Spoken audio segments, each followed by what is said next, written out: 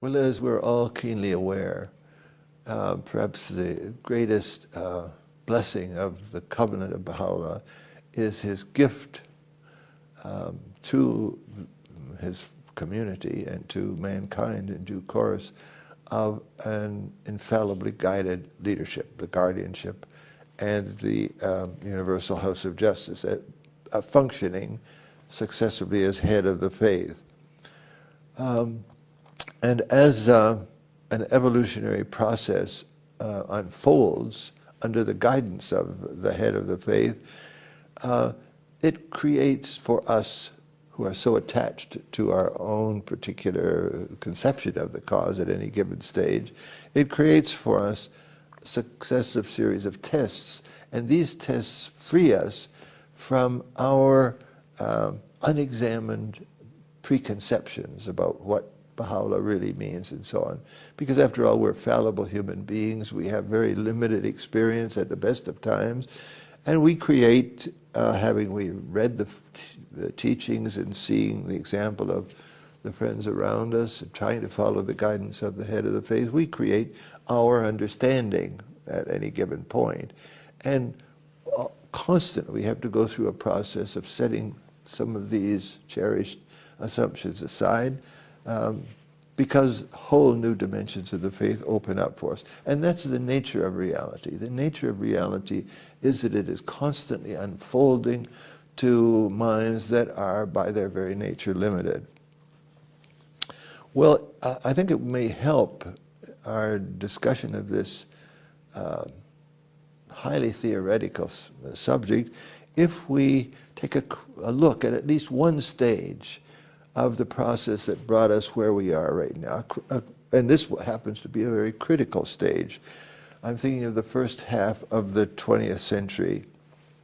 And to do that, it's helpful to start off by, to the best of our ability anyway, trying to get a sense of the Baha'i community that existed before the guardianship, during the ministry of Abdu'l-Baha. The community that the guardian inherited, you could say, from Abdu'l-Baha.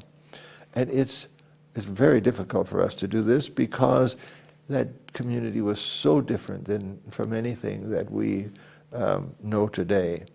It was, you could call it an arena for free-ranging speculation. Baha'is enthusiastically were given over to belief in spiritualism, in various forms of theosophy, in astrology, handwriting, the reading of handwriting, the reading of dreams, and so on.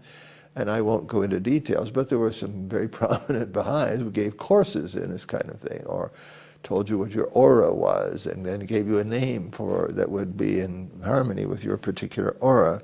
It would have been impossible, most certainly, had there been any impulse toward the creation of an international convention to regularize what Baha'i beliefs were. It would have been possible to arrive at any rational perception at all of this nature, because all of these things were contradictory. People, indeed individuals, held up views that were completely contradictory one to another, to say nothing of the contradictions that separated different views in community, and entertained people, no doubt, because it was all basically quite harmless. It was harmless because the Baha'i faith was Abdu'l-Baha, and the Baha'is didn't need something else. It's little wonder that many of them felt that the Abdu'l-Baha was the return of Christ. It gave him great difficulty in trying to explain to them that that was not the case, and the guardian had to pick that challenge up later on. But it's little wonder that they felt like that because of this immensely appealing figure. The very embodiment of spiritual reality to anybody who came in contact with him. Even his letters, even a few lines from a letter. There are many stories about this. His letters, the pilgrimages people paid to Haifa, the pilgrims' reports then, which were actually published and widely diffused, Abdu'l-Baha's own travels, and the tireless love and encouragement that he showered on everybody. You know, we all are familiar with these stories of after he had given talks and then staying up until 2 o'clock in the morning with a series of people still waiting to talk to him about their own particular spiritual search. He created, his very existence created an intimacy with God that was totally satisfying to the spiritual desires and needs of the Baha'i community in all its diversity. And then with the passing of the heroic age, the apostolic age, his own death in 1921, the guardianship emerged. And suddenly there was, really in very short order, despite the gentleness that the guardian applied to his own communications, there was a revolutionary change in what people understood the Baha'i cause consisted of and what it required. There was for those who went on pilgrimage, there was a focus now not on the guardian. He refused that. There was a focus now on the shrines. The authority on which communities functioned was not some individual who might have a particularly strong personality or so on, but an administrative order with local assemblies, and people had to get used to the idea that when an assembly made a decision, this was the authority that should be accepted by the community. There were laws. I mean, everybody had understood for a long time that Baha'u'llah and the Akdas itself discouraged the use of alcohol and drugs and so on. But the guardian made this a requirement of being a Baha'i who could be satisfied that he really was acting in accordance with the will of Baha'u'llah. He called on Baha'is to leave their churches and synagogues, because up until that time, that was not a particularly important issue in a religion which emphasized very strongly its acceptance of all religions. You could easily mix up a particular church or sect or denomination with what Baha'u'llah meant when he was speaking about religion. Baha'is were required to stop involvement in political activities, withdraw from political parties and so on. Probably one of the most dramatic changes was the sudden introduction of a series of plans under the guardianship, 2 plans, and then the 10-year crusade, so that things were done collectively and systematically. All of this was a very different world, and I think we have to try and understand our Baha'i predecessors, the challenge this must have represented for them. Possibly the greatest of all the challenges was the one the guardian laid before them at a very relatively early stage when he called on them to, in his words, vindicate the independent character of the Baha'i faith as an independent world religion. Well, how was that going to happen? I mean, how could a community of the kind I've described, how could they possibly conceive that they were able to establish their body of beliefs as a religion on the same level, which is what the guardian was calling for, as Judaism, Christianity, Islam, which had existed for centuries or millennia? The guardian set them off on that. He provided the leadership. He, for example, when a Sunni Muslim court in Egypt deprived 3 Baha'i men of their wives because the wives were supposedly Muslim, the court said that no, the Baha'i faith was not Islamic, it was not a sect of Islam, it was a completely separate religion, and therefore these divorces were endorsed. Well, naturally, the Baha'i community was distressed, to say nothing of the husbands, one assumes. But the guardian said, no, look at this in the long term. We have been, the independent character of the faith has been attested to by an accepted Muslim ecclesiastical court. And that court decision has been quoted many, many times in the years since then, certainly, I'm sure, to the horror of the mullahs who were involved in it, who are now in the next world and able to observe what actually was going on. In Baghdad, Shia Muslims had seized the most holy house, the center of Baha'i pilgrimage. And the government refused, really. It broke its own promise to the League of Nations that it would cause the Shias to give the house back to the Baha'is. The Baha'i community was greatly distressed. The Guardian said, stop and think. Our case has been taken up by the highest civil authority that humanity in 6,000 years has ever managed to create. It has taken it up, it has taken it very seriously, it has studied it, and it is found in favor of the Baha'is. That we are the aggrieved and wronged parties. And it has made a judgment. The fact that the judgment has been ignored by those who misbehaved in this fashion doesn't change the significance of what has happened. He called for Baha'i marriage to be recognized. That meant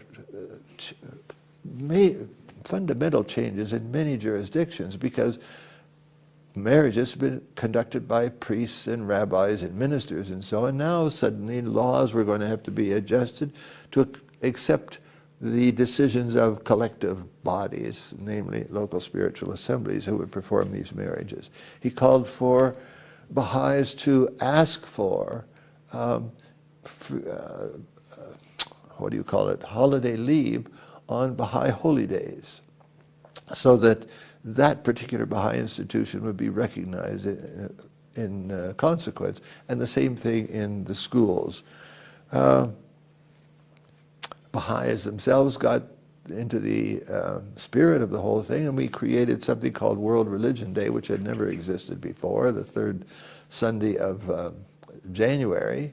And to our surprise, this was very warmly received by many other elements in society. People loved the idea of a World Religion Day where you'd get a rabbi and a priest and a minister and some Oriental dignitary and a Baha'i together to talk about the oneness of religion.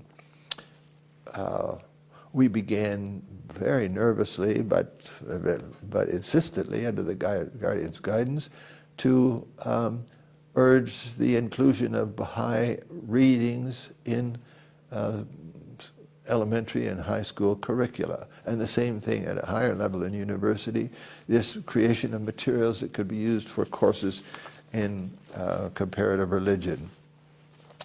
The Guardian, acting through one of the national assemblies, enlisted the support of various prominent personalities who attested to the independence of the cause. The one that occurs to me is Arnold Toynbee, the world's probably leading authority at that time on comparative religion, who agreed to write under his own signature to the government of Turkey, I think it was, explaining in his words that the Baha'i faith was an independent religion to stand on the same level as Judaism, Christianity, and Islam. A tremendous coup. And of course the fact, our own education. We ourselves had to be educated to see the Baha'i faith in this way, rather than in some narrow personalized view of it that we might have otherwise have developed for ourselves. And the temples and so on. All of this effort, this highly complex effort that influenced so many different areas of human life, eventually produced the total success of the mission that the Guardian had assigned. For myself, the whole thing came into sharpest focus. I'll never forget, I think it was in the late 1980s, for reasons that we didn't understand, the Vatican had invited the Baha'i World Center to send representatives to discuss with it, in its words, the formalization of relationships, institutional relationships between the Vatican and the Baha'i World Center. And so I was very privileged to be one of the representatives. Secretary of the Italian NSA was the other one. And we went to this beautiful palazzo just at the entrance to St. Peter's Square to meet a cardinal and an archbishop who were the representatives of the leaders of the particular department of the Vatican that dealt with interfaith affairs of various kinds. Before they ever came into the room, we noticed that in this large reception room was a great display with a huge circle in the center and multicolored, and around the circle were 9 smaller circles. And each one of these smaller circles, which was a different color from the others, had a symbol in it. That was the Star of David and the cross and the crescent. And then we realized the violet-colored circle up in the top left-hand corner, I still remember it, had a 9-pointed star. We rushed over to the exhibition, and we saw that the central circle was the calendar of the year, 365 days of the year. And so we immediately looked for the violet-colored rays, and sure enough, there was Nowruz and Rizwan and the martyrdom of the Bab and the birth of Baha'i and so on. Well, this was incredible. The meeting turned out to be pointless, completely pointless. I don't recall the details of the discussion we had, which led nowhere in any event. It didn't matter, because here at the heart of Christianity, the Guardian's call for the vindication of the independence character of the Baha'i faith had been fully achieved. This recognition you couldn't have asked, sort of like the cherry on the top, I suppose you could say, of the sundae. And now it's no longer in question. The independent character of the faith as a world religion is not in serious question any place in a part of any part of the civilized world. I use civilized in a general sense of countries and societies that are not dominated by some ideology or private theology. Now, what does all this mean? What it means is that the Baha'i community, because many of the Baha'is in the Baha'i community under the leadership of the Guardian were naturally people who had been Baha'is maybe all their lives, and certainly many of them during the ministry of Abdu'l-Baha. The transformation in the experience of the Baha'i faith by the Baha'i, on the part of the Baha'is themselves is staggering to contemplate. The idea that you have a faith that is seen by everybody else as a cult, along with all kinds of other cults, and gradually and systematically, and with tremendous success, it has burst that whole, those limitations and become an independent world religion, functioning as all of the other world religions.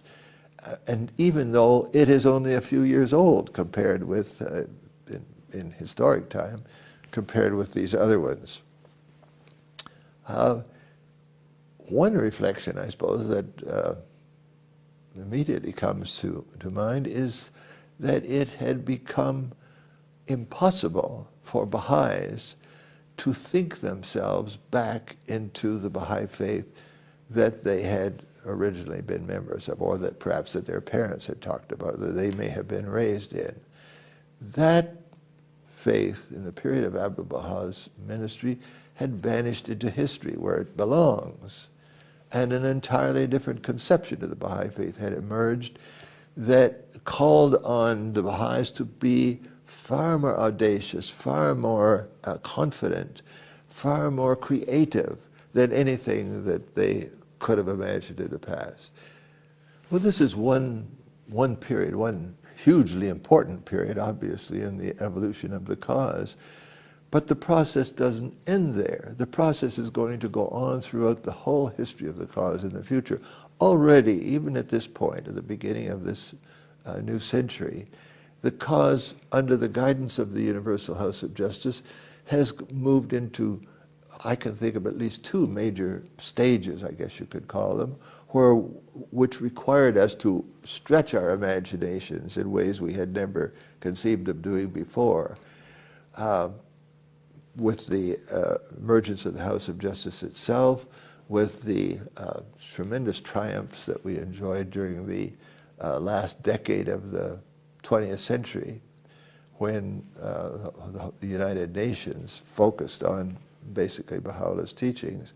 But now we are right now moving into an enormously demanding new stage, a stage that will test us to our very limits, and that will be immensely exciting and fulfilling for all of us who embrace it.